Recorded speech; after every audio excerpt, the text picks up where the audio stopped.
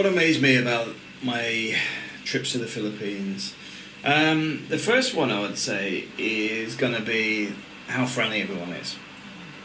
It didn't matter if it's an immigration official, it doesn't matter if it's a bus driver, it doesn't matter if it's talking to relatives. Pretty much everybody is friendly. Even on the political people I know, some of them don't like foreigners, but it doesn't mean they're dismissive. Often they're just, I think it's that they get too many foreigners try to interfere in the Philippines politics, and as such, they're a bit wary of speaking to them. But at the same time, if it's you just talk about subjects that got nothing to do with politics, they're sound as a pound. Very friendly people. The other thing is freedom of movement.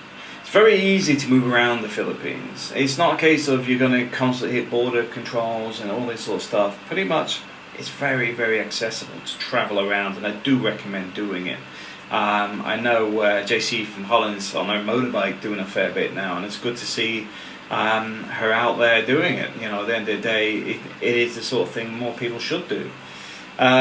Easy visa processes is another thing. The tourist visa is not complicated. And I know a lot of people may grumble at having to go to the immigration every couple of months, etc. But at the same time, it's not a difficult process at all. It's normally one sheet of paper, one photo, one this, one that, but it's not going to break the bank, and it's not really a big issue compared to trying to deal with immigration, for example, with the UK. Good public transport's another big thing, which gets back to freedom of movement, because it's not just a case of the fact that it's buses. You've got not trains unless you're up in Manila, but you've got buses, you've got ferries, you've got all sorts of like small bankers, row-rows, roll-on, roll-off ferries, and it's very easy to move around the whole of the Philippines, and it's not expensive. That's the other important thing. You only fly by plane. It's also very accessible. But personally, I like road trips. I like actually getting out there and travelling on the bus with the wild chickens. Although I don't mind, one of the things I don't recommend is actually travelling in wet weather. If you see a lot of the bus treads and their tyres, there's many reasons not to go on those buses in wet weather. But ultimately, freedom of movement around the Philippines, good transportation makes it great to actually visit different parts of the Philippines relatively easily and cheaply.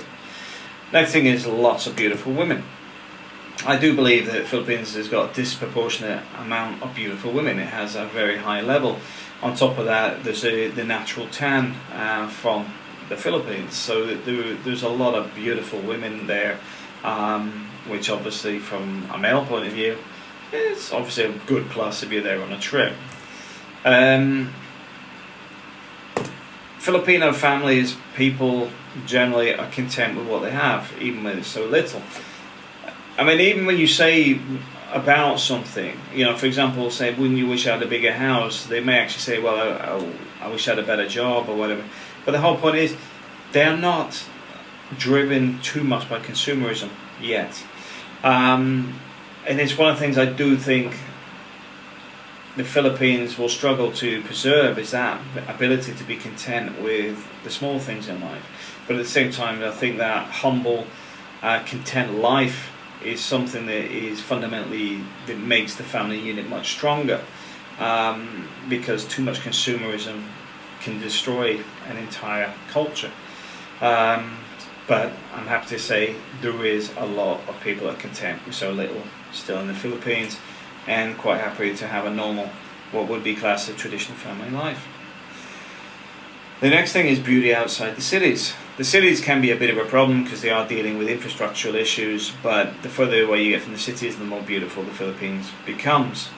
I find that it becomes more green, more lush, the trees look fresher, the waters run clearer, you can see it, you know, coming out of the cities. You may see plastic and stuff in the rivers, but you get to a point where it starts looking a bit okay, and then you get even further away, you get to the point where you can be down and see crystal clear waters, and then when you get down to, say, a jetty or somewhere, you can actually see some tropical fish at your feet.